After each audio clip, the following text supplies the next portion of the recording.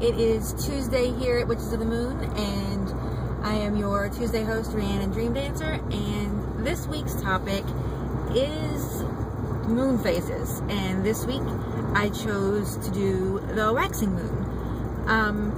One of the first things that I was doing the first thing I learned when I started to perform any kind of ritual was I read one book, and it kind of messed me up.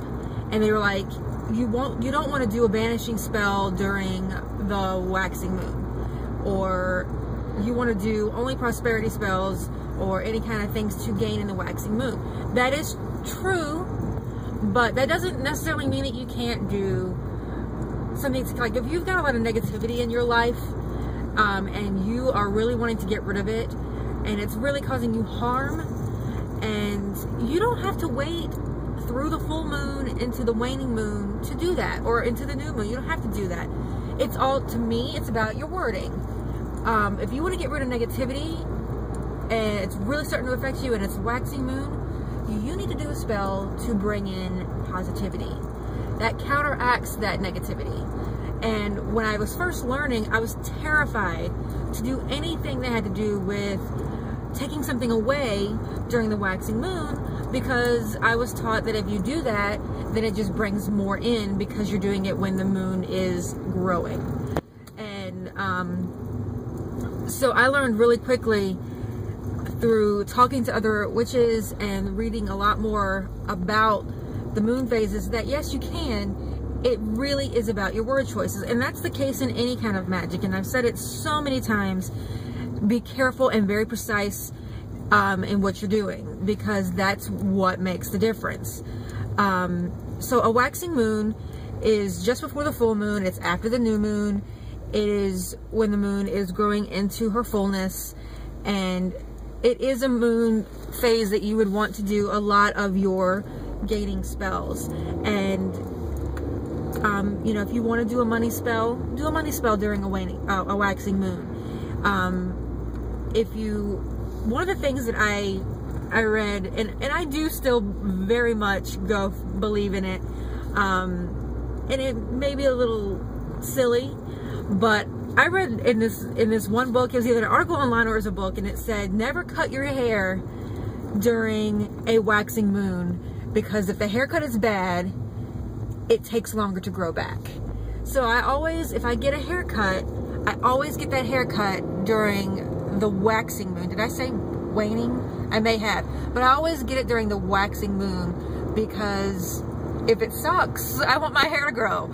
So that was something really fun that I learned, and it does hold true. And because I noticed that somebody pretty close to me got a haircut, and she cut it, you know, she gave me the date. She's like, I cut it this such and such time, and it just will not grow. And it happened to be during a waning moon. So I always cut my hair during the waxing moon, and I've never really had an issue.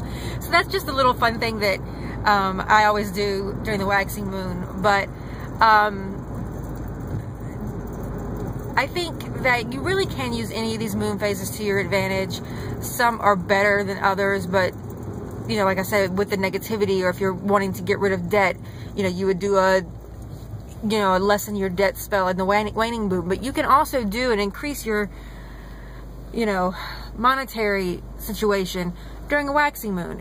You know, you can work in any moon phase at any given time. I am waiting for traffic, I swear. You can work in any moon phase during any given time. It just really has to do with your wording. I actually really like the waxing moon. I feel better during the waxing moon, I guess because she's, you know, growing into her fullness, and the full moon is so powerful. I always feel so much more alert and better during a waxing moon. Towards the end of the month, I'm kind of, you know, and don't have a lot of energy. But